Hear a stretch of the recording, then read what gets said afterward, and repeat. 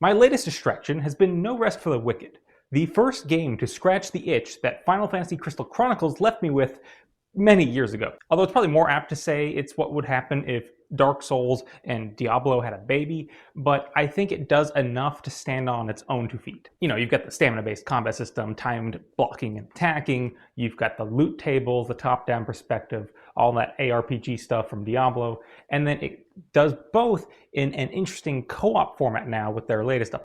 4-player persistent instances where anybody can drop in, drop out at any time regardless of who the host is, which isn't how Crystal Chronicles did it, but it does kind of feel like how it would eventually have had the series continued.